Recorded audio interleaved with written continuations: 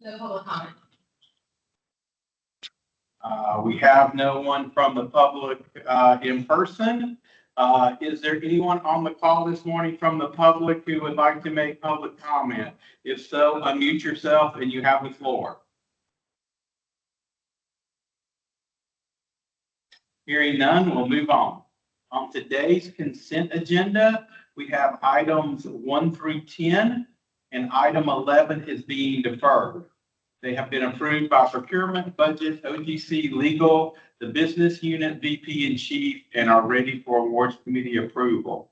Before taking a vote on the consent agenda, would any of the board members like to move any of the items on the consent agenda to the regular agenda for discussion or for deferral to another week?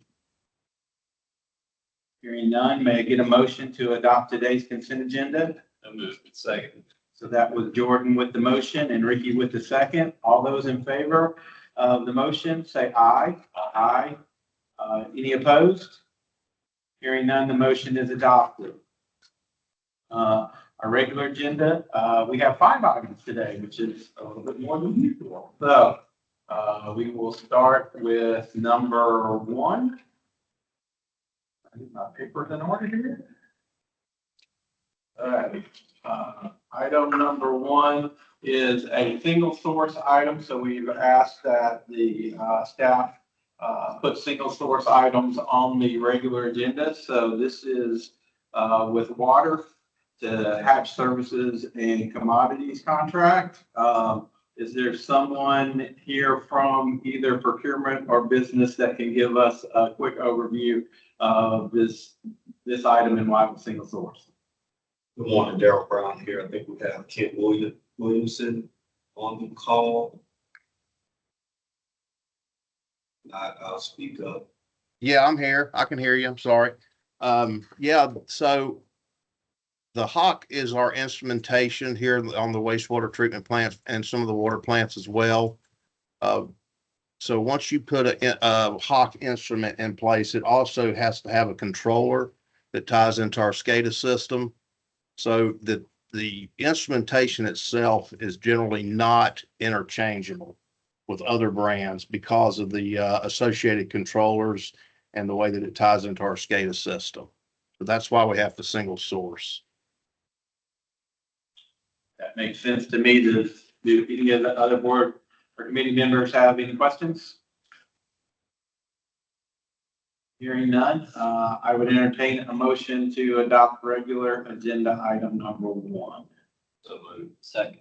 So that was Ricky with the motion and Jordan with the second. All those in favor say aye. Aye. Any opposed? Hearing none, the motion is adopted. We will move to award number 2 on the regular agenda. This again is the water system, LR Infrastructure Evaluation LLC. Is there someone from the business or procurement that wants to talk about this?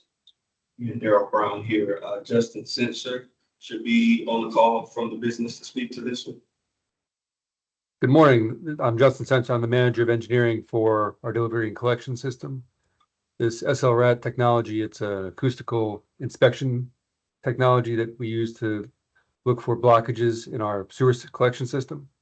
And this is a tool. It's a proprietary technology that uses sound waves to measure the openings of the sewer system. So this is a sole source because they're the only company that provides this service. So we contract this out. This award is we are expanding our inspection process to try to be more proactive in identifying areas that we have blockages in our sewers. And this is the technology that we're using to assist with that. Okay, I don't know if I'm the only one. That sounds pretty cool to me. Anyway, any other questions from any of the committee members on item number 2? Not, I'd entertain a motion. So moved. Second. So that was Jordan with the motion and Ricky with the second. All those in favor say aye. Aye. Any opposed? Hearing none. Number 2 is awarded. Okay, we'll move down to 3. This is for Northside Generating fuel dock fender replacement. in the amount of $308,000. Is there someone from the business or procurement that will address this one for us? Yes, this is Tom Westbrook from Northside. I can take care of that. Can you hear me okay? We sure can, Tom. Thank you. Yes, we went single source back to the OEM because of two things. First, we would have to have somebody in a boat or a basket to take all the physical measurements to design fender replacements. And then second, and more importantly, someone would have to do all the calculations for the load criteria to make sure we're truly protecting the pier and the ships when they're anchored out there. So from a monetary standpoint, it kind of made sense to go back to the OEM. They have all the drawings and the design details from the original fenders, and we're going back with a like replacement based on all of that. So with that said, Trailberg was not the original OEM. They are the OEM by a couple of purchase acquisitions, but yeah, it's basically a single source to keep from having to re-engineer these things just to be able to replace them. Thank you. Any other questions from committee members? Hearing none, I entertain a motion to approve item number 3. So moved. Second. That was Ricky with the motion and Jordan with the second. All those in favor say aye. Aye. Any opposed? Hearing none, the motion is adopted. So, item number 4. So this is design and implementation of electric and water demand side management programs. So I was the one that asked that this be pulled and moved to the regular agenda. It's a large purchase.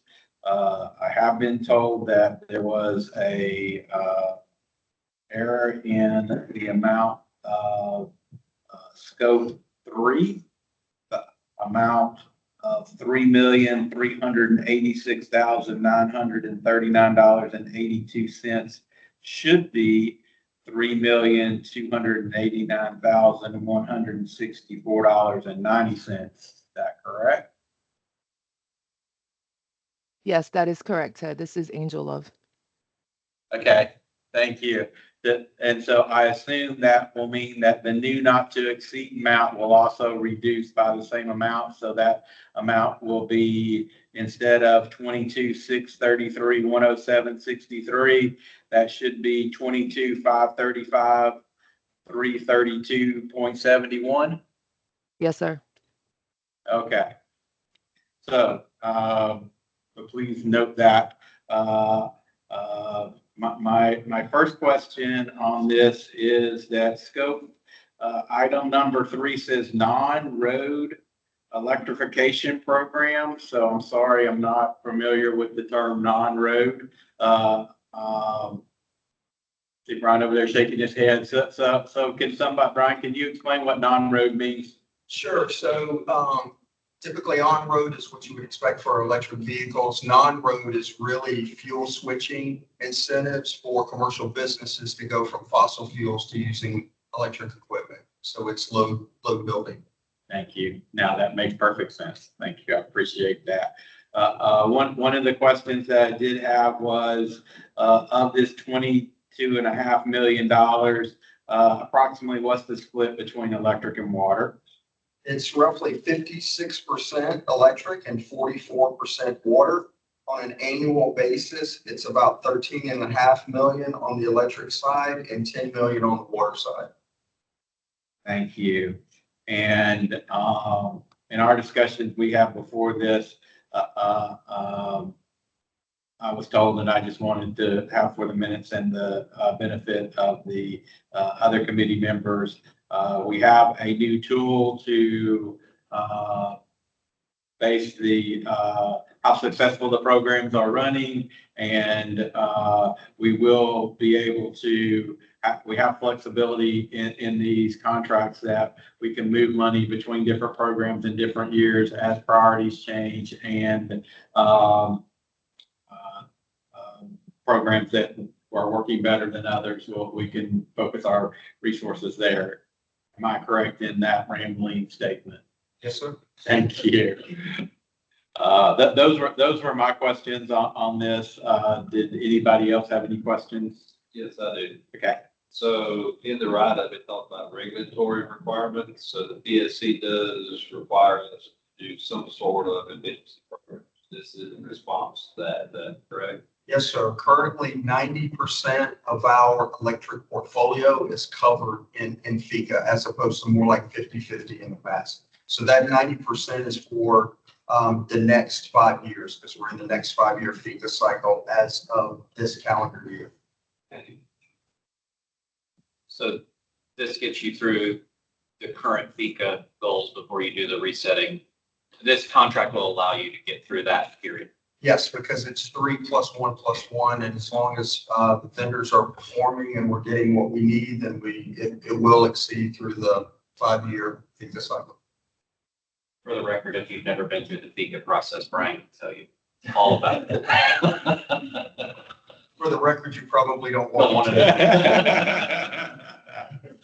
All right. Any other questions on award item number 4?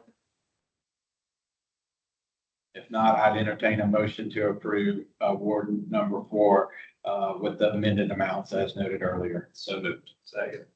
So that was Jordan with the motion and Ricky with the second. All those in favor say aye. Aye. Any opposed? Hearing none, the motion is adopted. So we will move to item number 5, the last item on our regular agenda.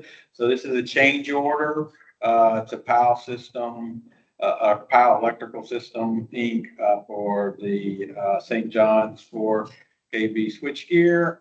Okay, so it looks like the original purchase order was a piggyback contract, and it did not include installation of the switchgear building, which was originally intended to be part of the base scope that was inadvertently omitted. So my question is to procurement and the business, what controls can we put in place so that we don't miss things like this? Because it seems like having a building is a fairly yeah. We don't want to miss that. So is there any suggestions on how we can make sure that we don't miss things like this in the future? So this is Sebastian Kmies. I'm managing the project now. I took over the project from a previous person just recently.